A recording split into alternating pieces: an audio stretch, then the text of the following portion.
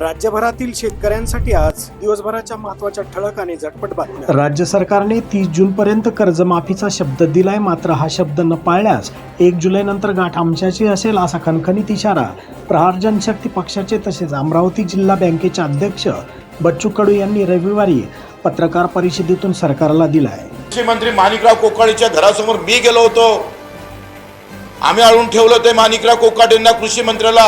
हे साले सगळे झोपले होते तेव्हा ते आंदोलन केलं। 17 एप्रिल 2025ला रक्तदान करून नागपूरला मुख्यमंत्र्याच्या समोर घरासमोर आंदोलन केलं। ते केलं 14 मे 2025ला गुरुकुल मोजरीला 8 दिवस आम्ही आंदोलन केलं। ते 8 जून अन्नत्याग आंदोलन 2025ला 8 दिवस उपाशी राहिलो, पाण्यावर राहिलोय। काही वाटत नाही तुम्हाला? उठलं का मॅनेज झाला, पैसे घेतले, चॉकलेट दिलं, फसवलं। तुम्हाला कोण काढवलं रे सालेव आंदोलन करायला? करा ना आंदोलन। आम्ही जिथं फसलो ना तिथून तुम्ही आंदोलन सुरू करा।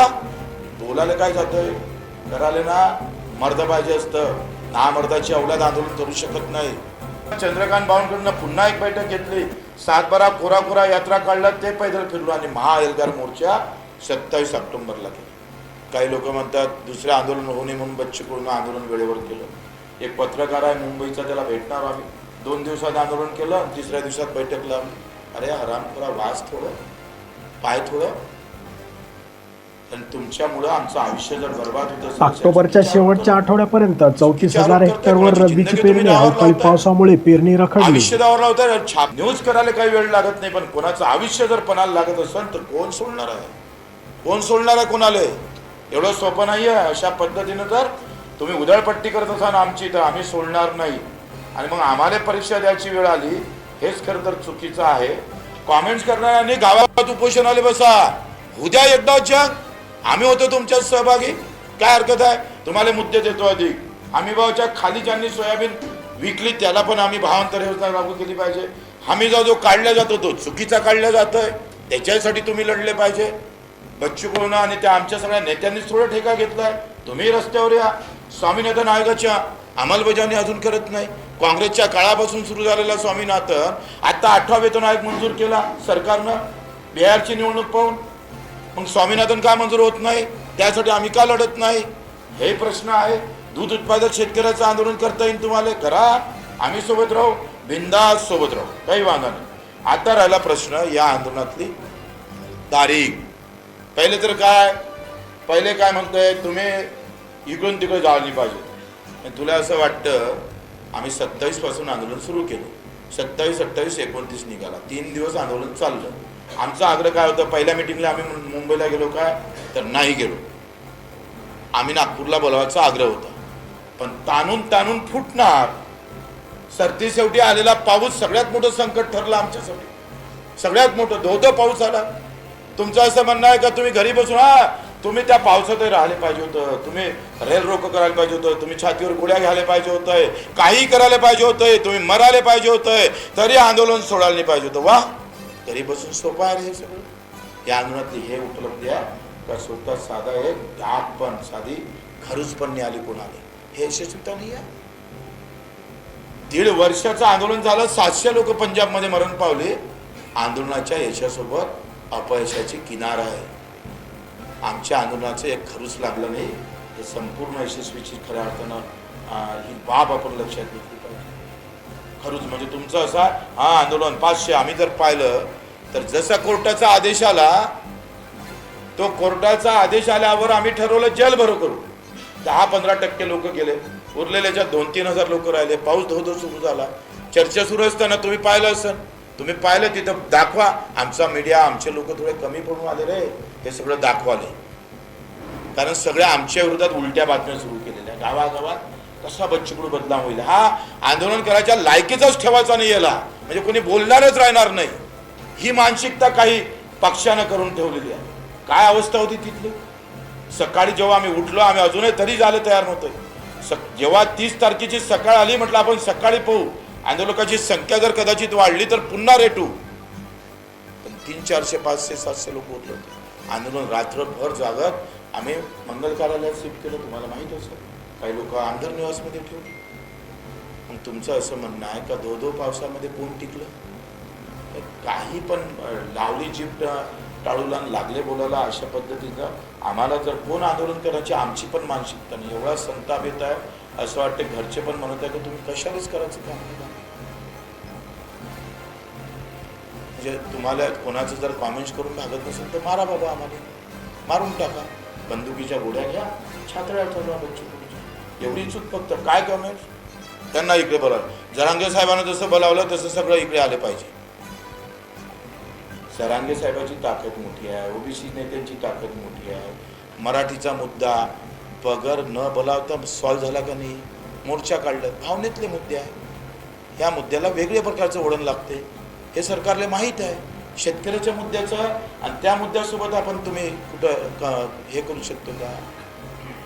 हे आपण समजलं पाहिजे. पण कुठल्याही गोष्टीला त्यांची ताकद मोठीच आहे ना. आमच्याकडे लोक किती होतो?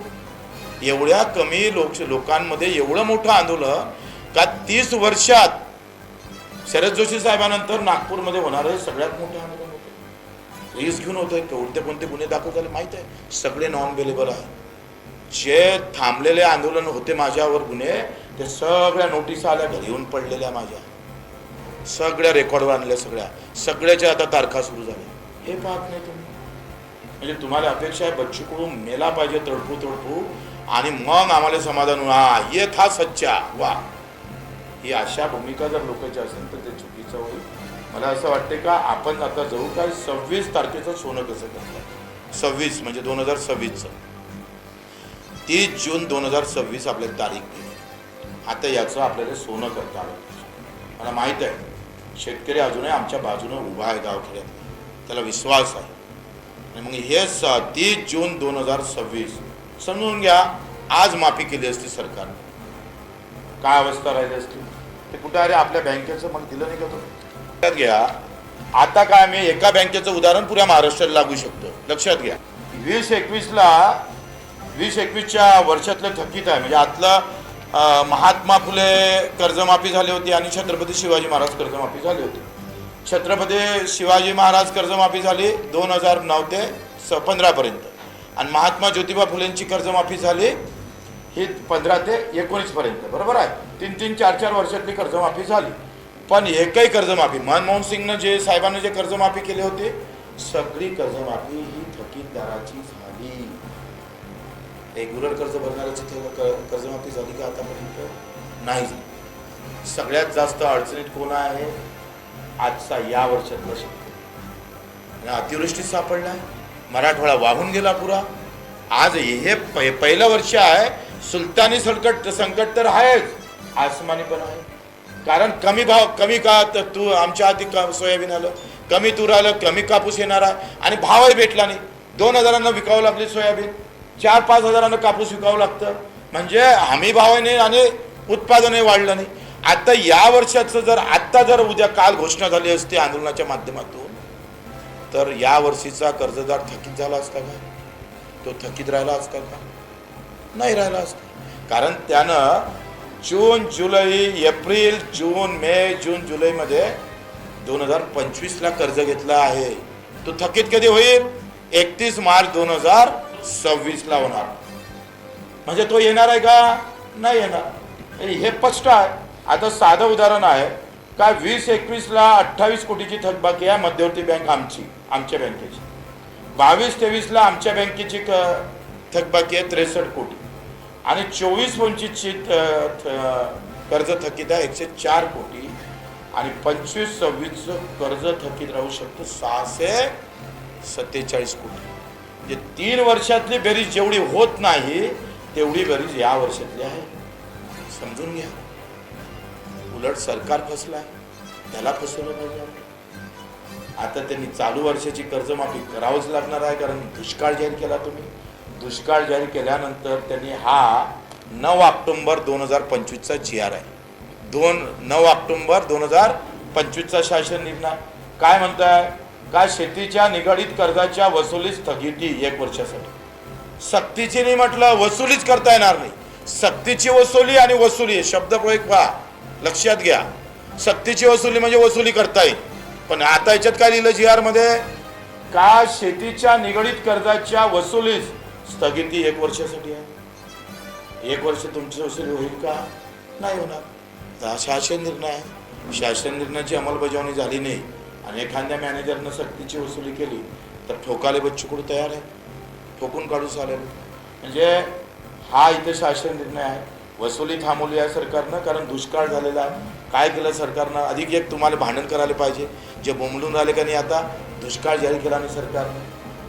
3 वर्षात 3 वेळा दुष्काळ जाहीर केला.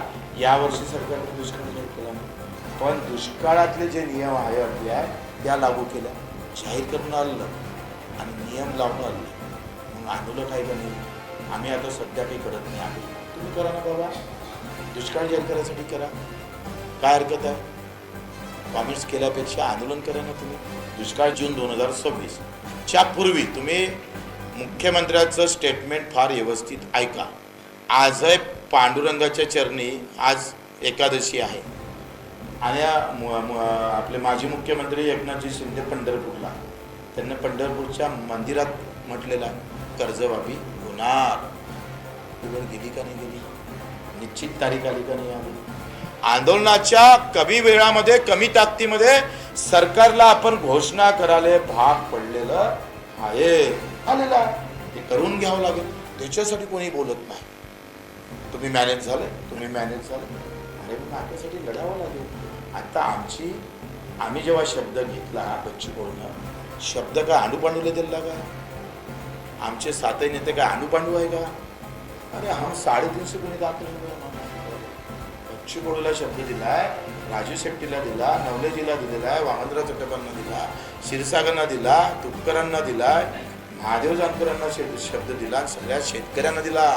तुम्ही तिथं येऊन बोललंय आणि एवढं जर खून जर केली नाही तर आम्ही सांगतोय 30 जून त्याच्यानंतरची 1 जुलै आमची राहील. हंगामा होईल महाराष्ट्रात चारों तरफ.